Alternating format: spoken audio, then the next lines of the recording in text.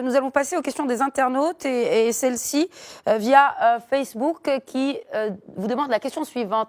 La filière avicole peut-elle remédier à cette situation de crise en trouvant des débouchés à l'international, notamment en Afrique?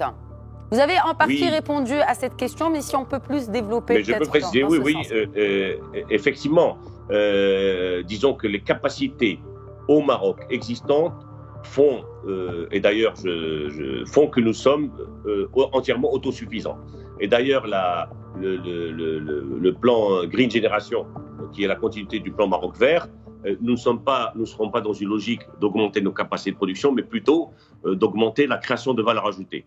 Et aussi, bien entendu, de soutenir cette filière dans ses efforts d'export, comme je l'ai précisé tout à l'heure, et l'Afrique. Et l'Afrique peut être un très bon débouché, non pas que pour l'export, mais aussi pour des causes d'investissement. Et à ce titre, nous avons un centre de formation qui a été donc initié par le ministère de l'Agriculture et qui est géré par toute la filière animale. Je précise, il y a la filière avicole, laitière et viande, sur lesquelles les formations sont devenues très importantes et sur lesquelles l'Afrique représente une part non négligeable des stagiaires qui sont en formation chez nous.